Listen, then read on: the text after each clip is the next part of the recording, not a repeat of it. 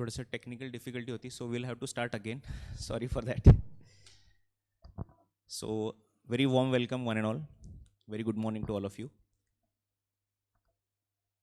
Now it's streaming, so good.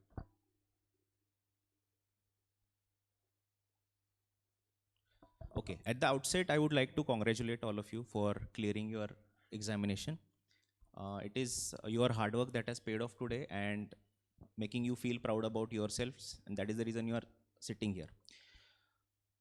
Foundation being an important milestone in the entire journey of your CA examination, it is very, very important to have that confidence of clearing this examination. But saying that, CA Inter is going to be very different than what we learned in CA Foundation. CA Foundation learning was a little bit primitive stage. CA Inter, the ICI expects from you that you should acquire the knowledge. Along with that, you should also develop a skill set where you can use that knowledge to the practical scenarios. So that is with that expectation, they have designed your entire syllabus, paper pattern, etc. Got it?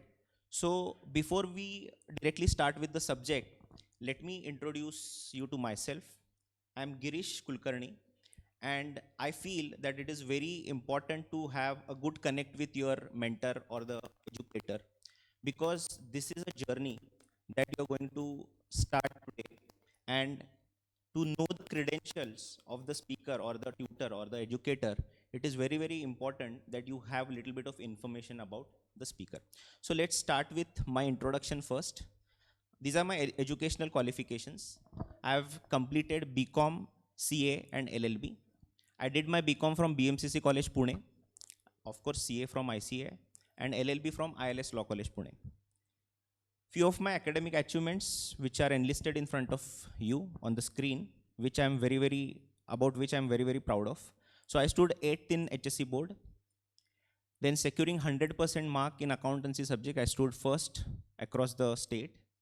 And in the Pune University for BCom, I stood 7th, winning 6 awards from BMCC College. After that, I did my articleship from a tax firm, medium-sized tax firm at Pune. And after completion of articleship, I joined Big Four. Big Four means there are 4 big accounting firms in the entire globe, out of which one is PricewaterhouseCoopers, with which I was working for roughly about 4 years. My specialization areas are indirect taxes and litigation services related to indirect taxes. Litigation means any dispute between tax authorities and a taxpayer. So I have represented many assessees at all levels of litigation in the previous tax regime as well as under GST regime. So may it be regular assessments, may it be appeals, first level appeals, may it be tribunals, may it be high court. So I have dealt with various matters across all these stages. Is it too fast or comfortable? Speed is okay. Then another area of my specialization is business process re-engineering and management audits. My current working profile, I am currently providing tax advisory and litigation services to my clients in India and at UAE. You must be aware that there is a, similar to GST, there is UAE VAT in United Arab Emirates. So expecting that to happen, before 2018, we set up one office at Dubai, and from there we are providing various tax related services to various organizations at UAE. Also, I'm a founder member of 2 consultation firms at Pune and Kolhapur, and partner with one of the tax firm which is operational at 3 states, Maharashtra, Goa and Karnataka. Also, I'm partner indirect taxes at one firm which is based at Dubai. Few of my important credentials which are directly associated with our subject matter, that is indirect taxes. I have been recognized as expert faculty on GST by Indirect Tax Committee, Institute of Chartered Accountants of India. What is that? So we have a separate dedicated committee under Institute of Chartered Accountants of India, which looks after various aspects about indirect taxes, namely customs, GST, other foreign trade policies, etc. Two aspects are there. Aspect number one, what we do through indirect taxes committee is that we give a lot of representations to the government, CBEC, okay, Central Board of Excise and Customs, which was earlier Excise and Custom, now Indirect Taxes and Customs, CBIC. Also, we have a major role to play in law making process. So whenever there is a law which is enacted in the country, Institute of Chartered Accountants of India through Indirect Tax Committee firstly assesses the draft law, then gives a lot of recommendations to the government as to what are the changes which are required to be made in the law which has been drafted by you. Then some of the changes government agrees, some of the changes are done, and then the law gets enacted, becomes an act. So that is one aspect. Second aspect of indirect tax committee is to, you know, educate the members. Members means chartered accountants who are into practice, who are into service. So giving them updated knowledge is another area where this indirect tax committee works. So what indirect tax committee did when GST was about to launch, it created a task force of few chartered accountants who wanted to become experts over this area, and they trained us to train the chartered accountants. So thereafter that, since 2017 till date, I have conducted more than hundreds of seminars. 100 is actually a old number. It may be right now, I have crossed 150 seminars, which I have conducted for chartered accountants, company secretaries, tax authorities, laymen, etc. Also, I have been representing various trade associations. Trade associations means association of various industries along in front of the tax authorities. So discussing problems those are faced by trade and industry at a large with the tax authorities, giving them solutions as to what can be changed to resolve those problems, like those activities. Also, being an expert faculty over UAE VAT law, I have conducted more than 20 seminars, about 20 seminars in various UAE, that is Dubai, Abu Dhabi, Ajnam, Ras Al Khaimah, etc. So that was part of my some of the other credentials. I write various articles for Taxman publication. Taxman publication, you must be aware of, there are numerous books of Taxman publication that we study in the CA course. Also, I write one article per month for our institute's newsletter. We have a newsletter which comes to all the members every month. So in that one article each month on GST, I have written about 25-30 articles by now. Also, I have presented one research paper on GST, that is specifically refunds under GST, on the forum of CGPI, that is Confederation of GST Professionals and Industries, which is a national level accreditation institute. Then I'm a panel speaker on 94.3 Tomato FM. Have you heard of this name? 94.3 Tomato FM. That is a radio channel. So I'm a expert panel member where we have, that was an interesting task that we did. What we did is that we teamed up with tax authorities, so joint commissioners, and we conducted about 30 live shows on radio. Every Saturday we used to do that, wherein we used to, we had kept an open forum for the public to interact with us, and one lecture was dedicated to one specific industry. For example, one was related to jewelry, bullion, etc. One was related to real estate, one was related to manufacturing, one was related to restaurant service. So what we did is, we did that industry specific sessions, and we encouraged the people to ask questions. Live question answer sessions were there on the radio channel. So that is one of the things that we did in the past when GST got launched. And few of the other associations, namely I'm trustee in couple of trusts which are into medical and educational aid providing. Then I'm a faculty for the Ministry of MSME. I'm a registered faculty for the ministry, which is conducting a specific certificate course on indirect taxes, specifically GST, and it is conducted by PDCC Agra. Then I'm a faculty for GST certification course, which is our own institute's course. ICAI conducts this course for chartered accountants. Those who are qualified as a chartered accountant, they need to get themselves few additional qualifications. So they opt for these courses. For that course, I'm a faculty. Also, you must be knowing what is orientation and MCS, etc. So I'm a faculty for that as well. I'm inviting member for various trade associations, also volunteer in Robin Hood Army. Have you heard of this name? Robin Hood Army, Robin Hood. There is another very, very important, initiative of Robin Hood Army, that is Robin Hood Academy, wherein what we do is we teach the street children who are financially oppressed children actually. They don't have money to go to school. So what we do is we, in tie up with some of the schools, we take their classrooms and there we teach these students. So that is the one of the activity that I've been doing.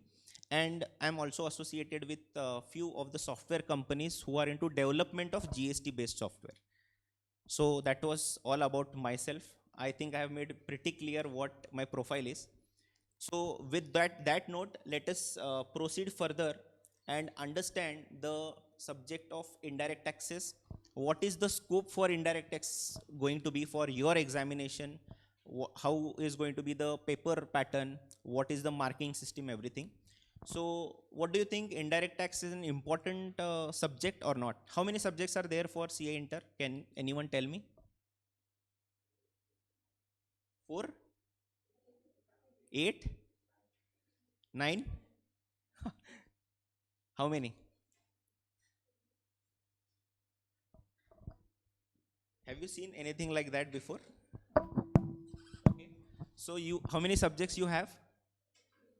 8 papers you have, not subjects. So let us count how many subjects you have. Okay. This is one is accounts. I'm talking about group 1. One is accounts. Second is corporate and other laws. Third is costing. Fourth has 2 parts, direct tax and indirect tax. So here we have 5 subjects, 4 papers but 5 subjects. Then group 2, accounts 1, audit and assurance 1 or 2. Thankfully it is 1. Then EIS and 1 or 2, and financial management and eco. How many? 5 plus 6, 11. So you have 2 groups. Though you have 8 papers, you have 11 subjects to study. So it is good that you are starting early. So you'll get enough time to understand the subjects conceptually, then practice on your own, revise on your own, and then appear for the examination. Okay? Clear with this? Now let's talk about taxation paper. That is paper number 4 of first group. We have 100 marks paper, which is divided into 2 parts.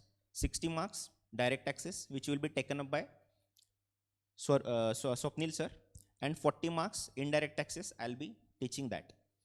So in that also 100 marks are divided into 2 categories. 30 marks multiple choice questions. You understand multiple choice questions, right? Then 70 marks regular paper, that is 100 marks. So if we have to divide that into 60-40, multiplication करा था, 40 into 30, बरोबर है ना? हाँ? Correct? So for IDT, we have 12 marks MCQ, 28 marks regular questions. What type of questions we'll discuss in a minute's time. Total 40 marks. Is it possible to score? Definitely yes. Definitely yes. From time to time I will explain you and give you some tactics as to how to score good marks in this particular subject. Now, about 40 marks, how is going to be the question paper format? So you have MCQ for 12 marks and 28 marks you have other questions. Other questions will include your practical questions, case study questions and theory related questions. So practical questions or case study questions means what? They will formulate one case study wherein they will give you the facts. For example, PQR Limited is doing so and so activity, having places of business at so and so states. So please confirm for how many states PQR Limited requires registration under GST. So for that, you need to understand first what are the provisions of registration, and you should be in a position to apply those provisions to the practical case study. So that is how practical or case study related questions work out. And theory, example is explain what is a composite supply and a mixed supply. So you should be aware what is that term. You should be able to give examples. So like that. So understood the difference between theory related questions and practical questions. And then MCQ, you are very much aware what is MCQ. In MCQ also, case study based MCQ 10 marks and normal MCQ 2 marks. So that is a micro analysis of your entire 40 marks paper. Now about the syllabus for indirect taxes. Weightage which has been given by the institute has a very long range. 50% to 80% is a very long range. So average marks, I have taken average marks. Okay. So we have chapter 2, 3, 4, 5, 6. 5 again is divided into 5A and 5B. So which includes supply of supply under GST, charge of GST, exemptions. Right now you just hear the terms out. No need to be worrying about what might be exemptions and what. We'll see entirely in detail what are all these terms whenever we study those topics. Just try to understand and absorb certain concepts right now. So, and input tax credit, this is a very, very important concept under GST. So these, if you see, are the part of conceptual framework of GST. So if you understand these topics, 80% of the GST is understood. And if you see topic number 7, 8, 9, 10, these are all procedural parts. Registration, who are required to take registration, when the registration is taken, what is mandatory registration, what is threshold based registrations, what are the documents under GST like tax invoice, credit note, debit note, e-way bill, then how the return system works, how the payment under GST is made, so how the returns are filed, how the compliance is done. So all these things are procedural in nature. So if you see the difference between this first area and the second area, you will understand that first weightage, which is about 50 to 80%, means approximately 26 mark is given to the conceptual framework of GST, and about 12 marks is given to the procedural aspects of GST. Then chapter 1, 0% to 5%, means question might come, might not come. Okay, about 2 marks. If at all comes, about 2 marks is given to the conceptual understanding of overview of GST. So does it mean that you can skip first topic? The answer is no, because first topic is very, very important to understand how GST is going to be. The main concept of any indirect tax in the entire world is value addition taxation system. VAT in short form, VAT we call. So value addition taxation framework understanding is very, very important from the perspective of understanding any indirect tax law, may it be GST, may it be any law under in any country. So first, second, third lecture may be very, very important, because we will discuss these concepts, and you will vouch for this at the end, that every topic that we are going to study, you will be correlating that with the first topic, because that is the concept that we are going to understand, on which all other concepts are based. So understood the syllabus and topic wise weightage? Clear with this?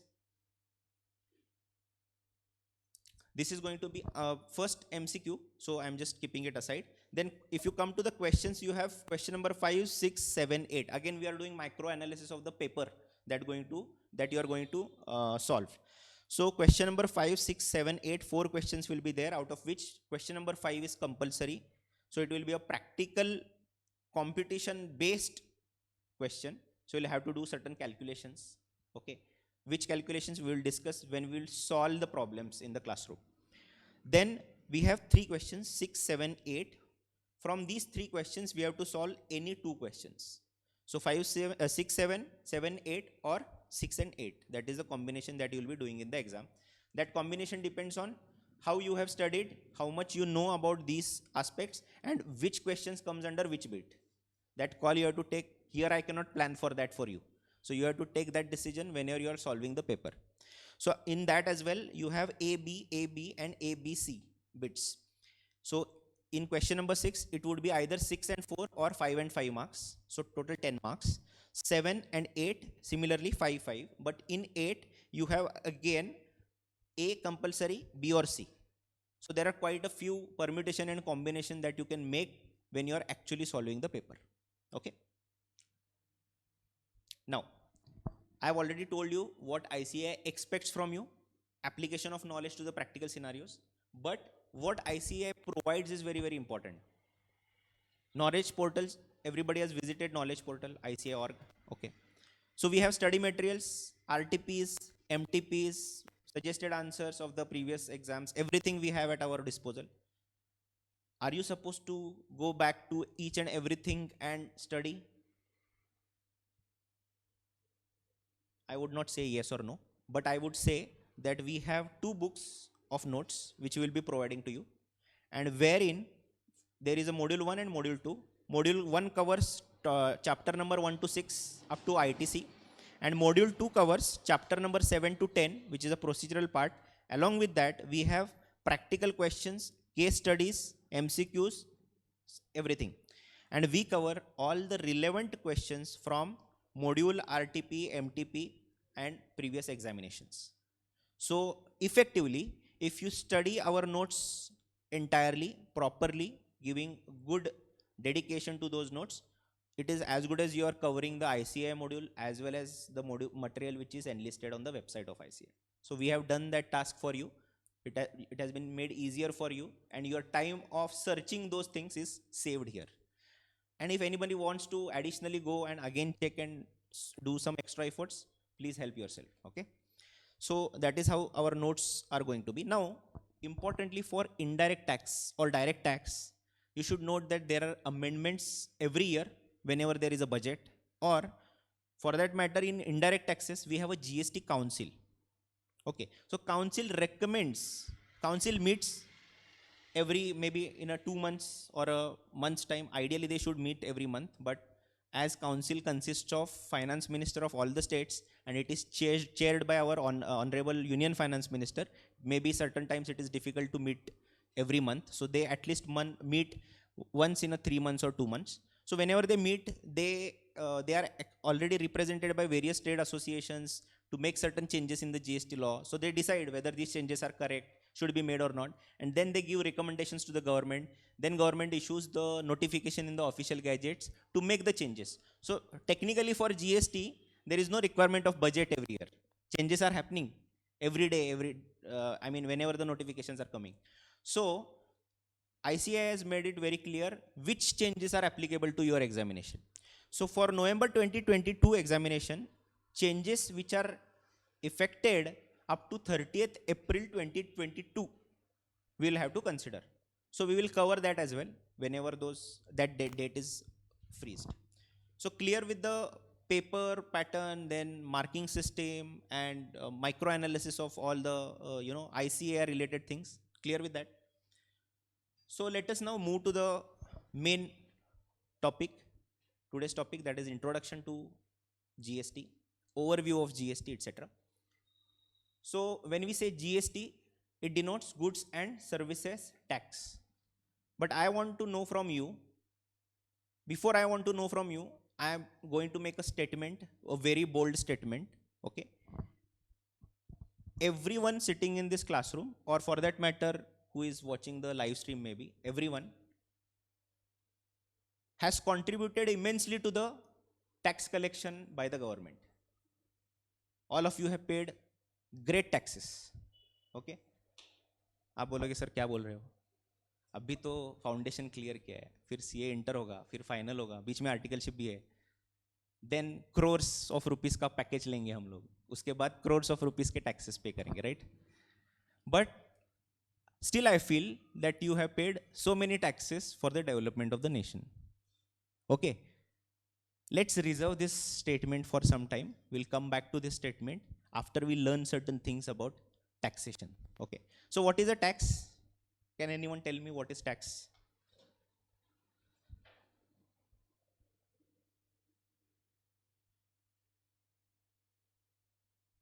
Yes, चुकू दे उत्तर, may be wrong, but answer.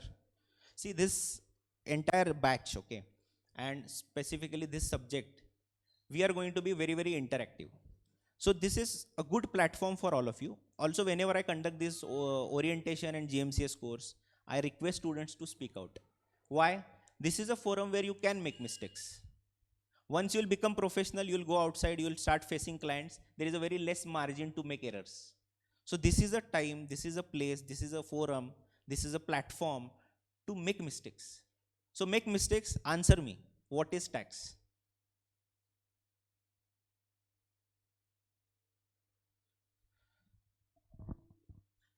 Who collects tax? Government. So something which is collected by government, okay, that is one aspect of it. For what do they collect tax? Tax लेके क्या करते हैं वो लोग? एक एक करके बात करेंगे, okay? Yes. Development.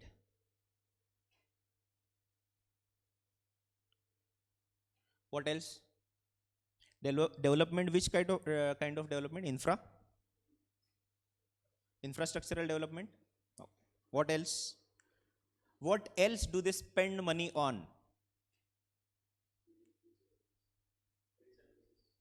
Services. What type of services? Health services, right? Or anything else you wanted to? Which? Health and education. Very, very important. Education services. What else? Are we safe? Are we safe right now? Have you seen Ukraine activities? So are we safe? Why we are safe?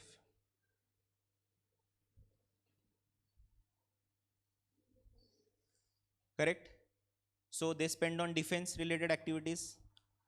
Locally, we have police department, law and order. They spend on that. What else? Khatam? Anything different than these?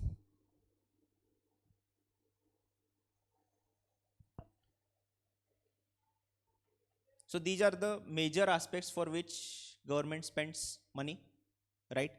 So whatever is collected by the government is spent on these activities. Barabar?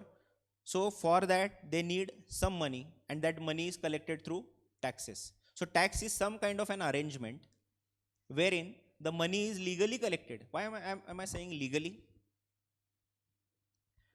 Tomorrow if government thinks that any random activity, okay, any random activity, they want to start taxing that activity. For example, tomorrow state government decides, okay, that we will levy taxes on coffee drinking activity. So you drink 1 mug of coffee, you will have to pay 100 rupees tax. So people like me who love coffee will get offended. Can they do that? One fine day they get up, declare. Can they do that? Why? They are government. Who will govern them? Government is the governing authority, right? So you need to know that there is a parliamentary procedure. Okay. So what comes above government? Right? So to collect anything from the people as tax, there are certain provisions in the constitution how that needs to be done. So there is one article 265 of the constitution, which says no tax shall be levied or collected except by authority of law. You must have heard that two houses of parliament, a bill is presented, then approved by the both houses, then goes to the president, then assent of the president is obtained, and then bill becomes act, right? So can one fine day they start taxing coffee drinking activity? They may, but they have to go through this procedure, right? So we have a parliamentary procedure for levy of taxes. So tax is not anything that is collected by government. Tax is something that is collected by government under a specific procedure, under specific obligation, under specific set of rules. Clear with this? Clear? So This money that comes needs to be assessed, right? Because they have to expend it on various aspects. So we have the concept of budgets. Have you seen budget? Who presents the budget? Nirmala Sitharaman. Okay, means Union Finance Minister, right? So Union Finance Minister presents the budget in the Parliament. Okay. Have you seen the recent budget? On which date the budget is presented? Usually 1st February. Correct? Earlier it used to get presented on 28th of February. But then they realized that we are getting very less time to formulate that into Finance Act and then make amendments, because from 1st April they have to make the arrangements. So they prepone the budget presentation time so that they get at least 2 months. February anyway has very less days. So they thought that let us prepone it, and they started conducting the budgets. Now, if you closely look at the screen, what do you understand? Rupee comes from and rupee goes to, means how they have collected the taxes or the money from the public, and what are they going to expend on, or what they have expended on already, right? So if you closely see, what is the major source of money? Borrowings. So maximum of the amount which is collected by the government source is borrowings. So we have borrowed that money. Secondly, if you see 16, that is our GST. What is the collection of GST? In amount terms, approximately 1,40,000 crores per month. Okay, that is the highest till date. So it is somewhere from 1 lakh crores to 1,40,000 crores. Then we have corporation tax and income tax. Corporation tax is nothing but income tax for corporates, big companies. And another 15% is the income tax for others. So about 30% is coming from direct taxes, 16% is coming from GST. Then we have customs 5%, union excise about 7%, etc., etc. Then what do we spend it on? About 20 on that borrowings, because we have to pay interest. So maximum amount is again. So this, as how do we understand that the company is making progress? This borrowing percentage is getting reduced. That is how we have to look at the bigger picture, right? Global check that borrowings are reduced means going good. We are repaying the debts, like that. But anyway, 20% is for the interest on those borrowings. Then comes maybe 17 for state share of taxes and duties. We have seen various states always blaming central government for not paying their share of GST. We must have heard on news, etc. Yes, please. So that is how the amount is being expended on various aspects, including central sector schemes, centrally sponsored schemes. Various subsidies are given. For those subsidies they have to fund, no? So that amount which is collected is expended through these sorts of expenses. Ideally, another activity which is happening whenever the budgets are presented is comparison of budgeted versus actual. Means what was the proposed expenses and what are the actual expenses those have been incurred. So clear with this budgets. On which date budgets are presented? 1st February. Just for your information, first budget which was presented by R.K. Shanmugam Chetty on November 26, 1947. You will say, sir, अभी तो आपने बताया 1st February है. अरे 15th August को India को independence मिला. So those time the dates were different. So first budget was presented on November 26, 1947. So not very important from the exam perspective, but you should always know that what are these things. And this budget is called as annual financial statements in the Constitution, Article 112. So clear with the budget concept?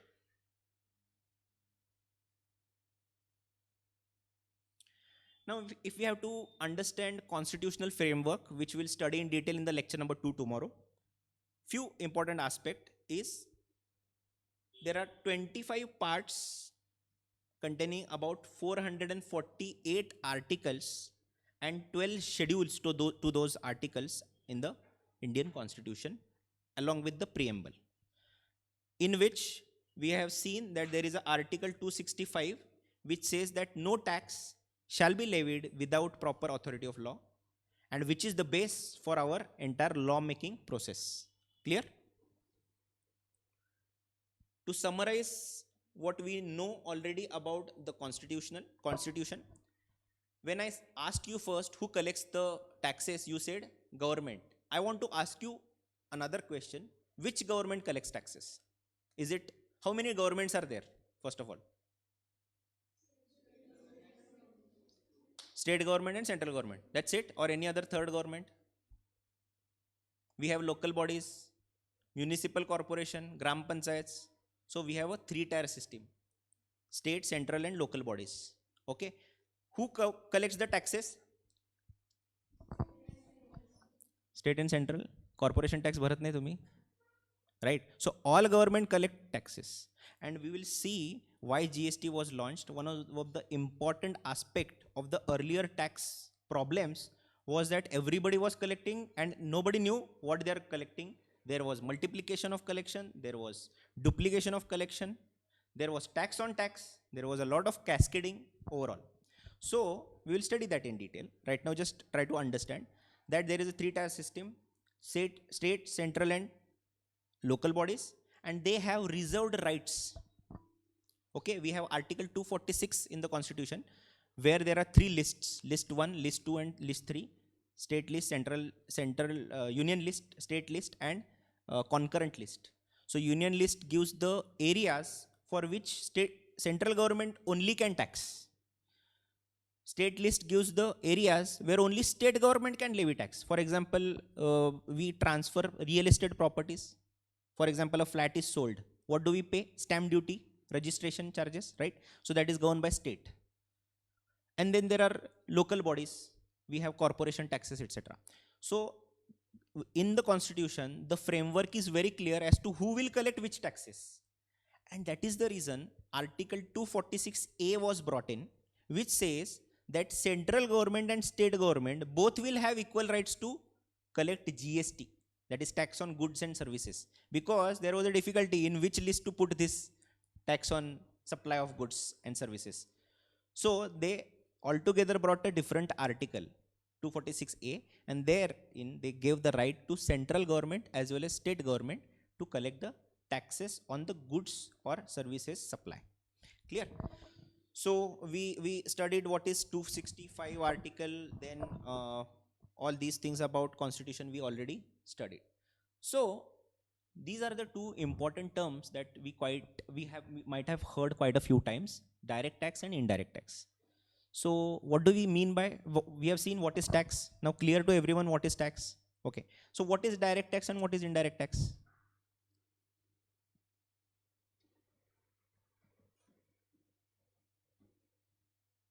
Direct tax is direct, indirect tax is indirect. Okay. So let's go to the types of taxes. On a global scale, the division of taxes is done into 2 parts. One is direct tax, another is indirect tax. The direct tax is charged on the person who is actually paying the tax or earning the income. And indirect tax is a charge on the person, but he never understands that he is paying tax because it is indirectly paid. We'll see in detail how that thing happens. Okay.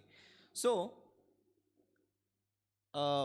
in simple language, if we have to say, the pinch of payment of tax is felt when you pay the direct tax, and the pinch of payment of tax is not felt when you pay indirect tax. I will give you one classic example. Please try to understand.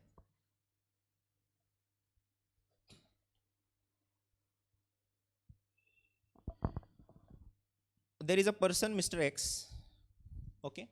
He earns few types of income. So he's a salaried employee. So he earns income from salary. So what he has done is that whatever salary he's earned and saved, he places one fixed deposit with one bank. So he earns interest on that term deposit or fixed deposit. Then he starts investing into shares, equity shares, and he sells equity shares. So he has capital gain, right? So these are the various incomes that he earns during any financial year. So government of India says you have to pay taxes on your salary, you have to pay taxes on the interest that you earn, and you have to pay taxes on the capital gain that you earn from selling of equity shares. Means what? He knows that he is earning, he is paying direct tax. Clear? Now, you go to a shopping mall. Everybody goes to a shopping mall. You buy certain things. You buy sunglasses, you buy various articles, you buy purses, you buy bags, you buy clothes, you buy shoes, you go to grocery store, you buy grocery, right? While buying these things, there is a component which is attached to the price of the commodity, that is GST. Few of the commodities are exempt from GST, so let's skip that aspect. But majority of the commodities you pay along with the GST. So your mind thinks that it is the cost of the product, but eventually you are paying cost along with the GST. So from whose pocket GST is being paid? The consumer, right? The ultimate consumer is making the payment for GST, but the pinch is not felt because our mind is trained to consider it as a cost of the product or the service. Clear? So you got the difference between direct and indirect taxes now, how the things work with direct tax and indirect tax. Now coming back to our discussion about direct and indirect taxes, let's see few of the differences between direct taxes and indirect taxes. Example of direct taxes, indirect taxes. Direct taxes: income tax, corporation tax, property tax, road tax, stamp duty, inherent tax, wealth tax, lot of taxes. Indirect taxes: earlier tax regime, excise, few of the commodities are still under excise, customs, service tax, goods and services tax, etc., etc., etc. So these are the examples. Now, important aspect to understand is that progressive and regressive in nature. Does anyone know what is the meaning of these two terms? Direct taxes are progressive in nature. Indirect taxes are regressive in nature. What does it mean? If you understand, you will remember it. Okay, so let's first understand what is progressive and what is regressive. Let's take one example of any entrepreneur. Elon Musk. Everybody knows who is Elon Musk. Who is he? Founder of Tesla, SpaceX, right? No, let's take our own entrepreneur for time being. Okay, so let's take Tata. Tata is in news because of Air India. Have you all heard about it? It is taken over by Tata's now. Do you know the story about that? Air India. Who formed Air India? It was a government undertaking, that too you know, na? Now it is taken up in the auction by Tatas, that you are aware of. You have read in the newspaper. Who has formed that entity, Air India? It was formed by JRD Tata. JRD Tata. What was the investment which was made for Air India to start the aviation industry? 2 lakh rupees. Way back. And this 2 lakh rupees was given to JRD by Sir Dorabji Tata. Interestingly, first flight was piloted by JRD himself. He piloted, and they had 100% accuracy in flying. Timings, which we never see at today's date. 100% accuracy in timings they had. And this was worked upon PPP concept. So public-private partnership. So maybe government was having some 40 odd percentage. Then Tata's was having private some 25, and remaining was public, general public. That was the holding pattern at that point in time. Then what happened is that then Prime Minister Mr. Nehru, he one fine day said that no, now everything will be public only. So Tata will have to leave the company and it will be government undertaking. So it became a government undertaking, and now after so many years again Tata bought it. I mean, the auction was taken up and it is now Tata Group entity. um, Interestingly, if you see this entire thing, uh, the principles with which they worked was very very important, which somewhere lost in this journey. Now they will probably again taking it up and restoring those. But yes, let us go to our example which we started. Then this Mr. Tata, let's assume, that goes for a ride in his car. So his driver is sitting. So he asks his driver, do you have shoes? So he says, I'm just creating a hypothetical example. Huh? Don't try to search this story on Google. It is not there. I'm just trying to explain you how the regressive and progressive words meaning, etc. So Tata asks his driver, do you have shoes? He says no. So he says, let's buy shoes for you and me as well. So they go to a shoes shop, maybe Bata. So Tata goes to Bata and they want to purchase a pair of shoes. So his driver buys one pair and himself he buys same pair, same shoes, same size, same quality, everything same. So the shopkeeper, while charging them, let's assume that the price of the shoes is 2000 or 5000 rupees, 10,000, and let's assume for time being that the rate of GST on shoes is 18%. Okay, shoes is a commodity. On that, let's assume that the rate is 18%. So will the shopkeeper say that, driver, you pay 5% GST because your income is very less, and Mr. Tata, you earn in crores, so you pay 40% GST on that? Does it happen that way? No, right? They buy the shoes and go to their respective factory. Now they want to file their own income tax returns. So Tata starts filing his return. He probably has 100 crores earned in the respective year, so he has to pay tax on that. And the driver probably is not having PAN also, or maybe having PAN, but the income is not taxable, not crossing the taxable limit. So you tell me now, income tax paid by Mr. Driver and income tax paid by Mr. Tata, are those the same? The answer is no. As the income is increasing, the income tax is increasing. As the income is lower, the tax paid on that income is lower. So income tax, which is a direct tax, is progressive in nature. It progresses along with the quantum of the income. Whereas GST, which is an indirect tax, is regressive in nature. Means it is same for any consumer, for that matter, may be different for different commodity.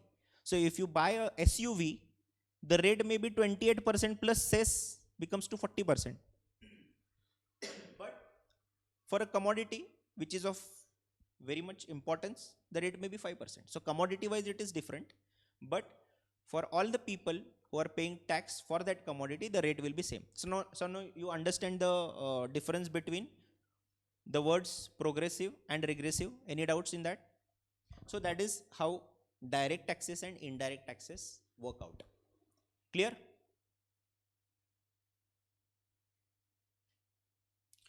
So these are few of the basic features of indirect taxes. Quickly we'll come to the features of indirect taxes at a later stage. First, we will understand a very important concept under any indirect taxation law, that is value addition taxation model. Now please pay attention for next 5 minutes and try to absorb this concept, because entire study of GST is based on this concept. Okay?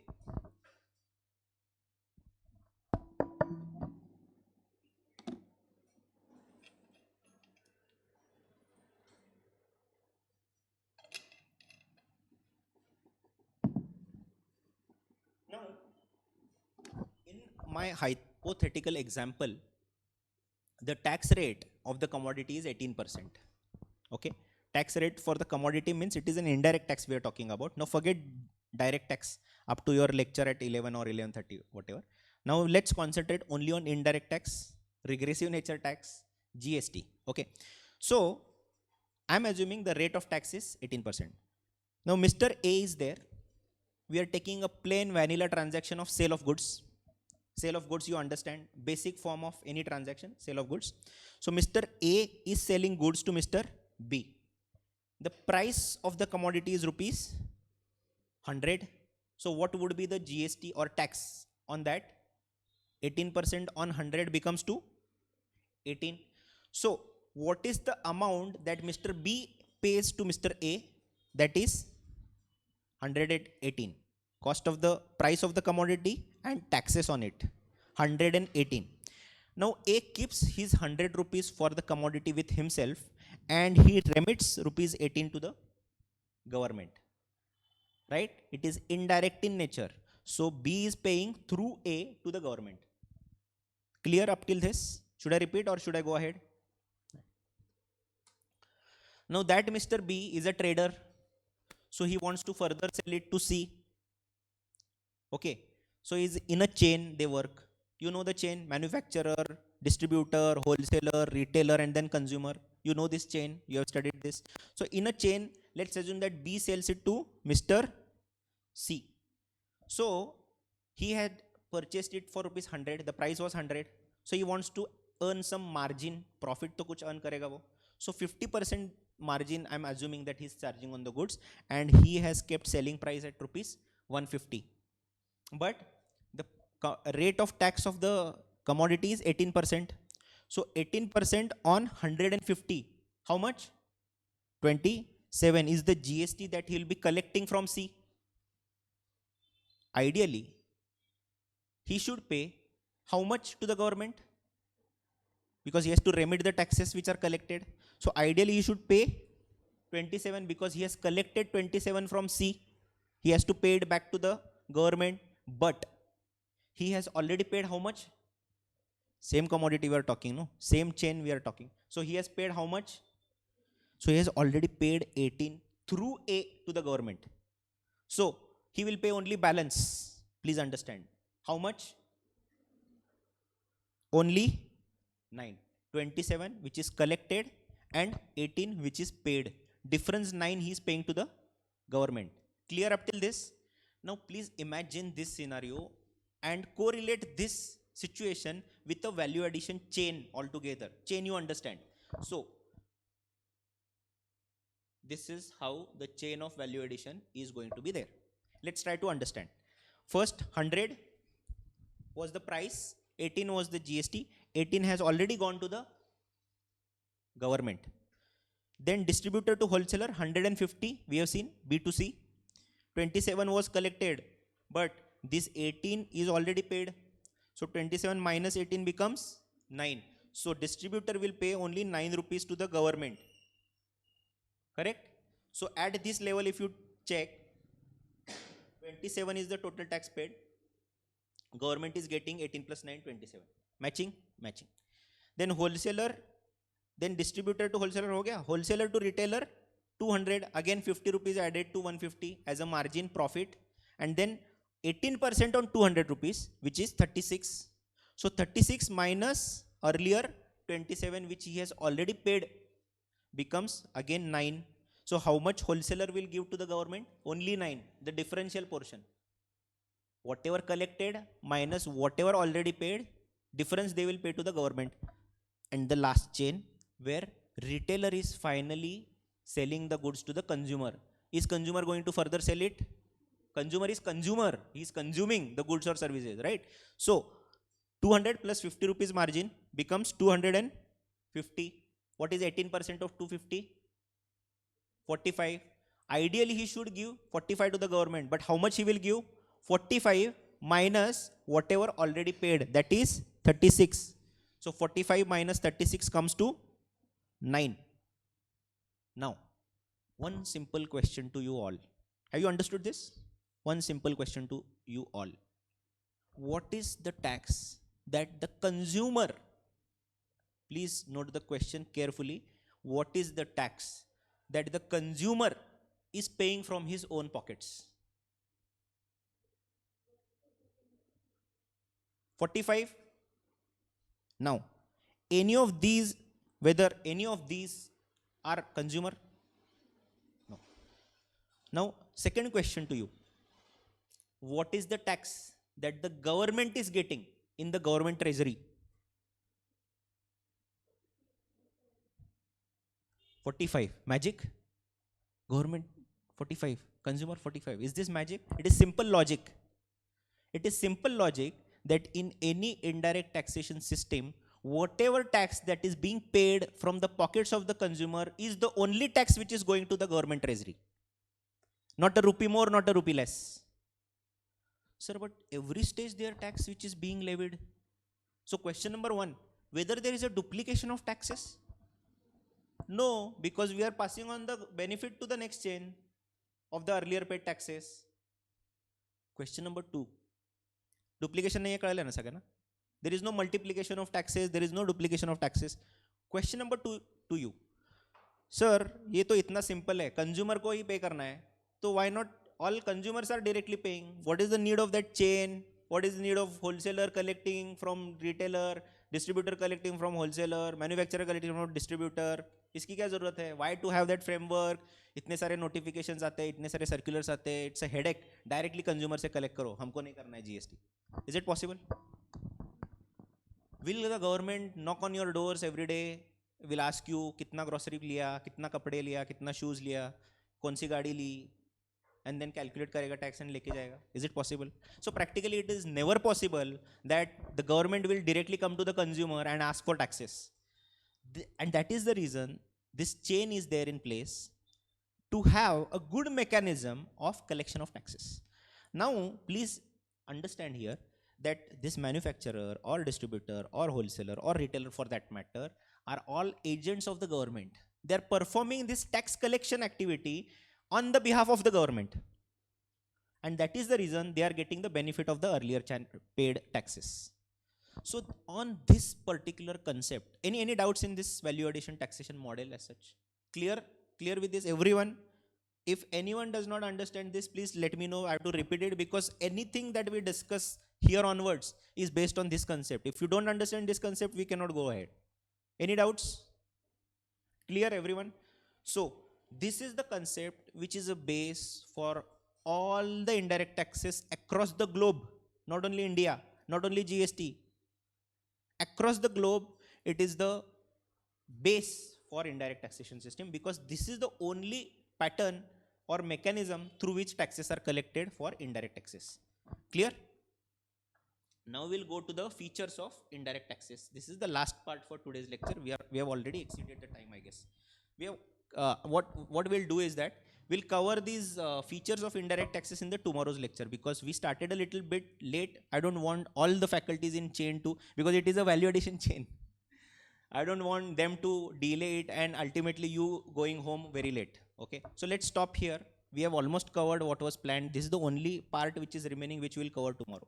So clear with all the things that we discussed today? Any doubts? Feel free to ask questions. Feel free to stop me at any point in time. Any queries, any dumb, stupid queries, I entertain all the queries. I like queries. So please feel free to contact me, stop me, ask queries. I am here to resolve all of them. So clear with all the things that I discussed today? Thank you so much for your patient listening. Let's see you tomorrow. Okay? Thank you.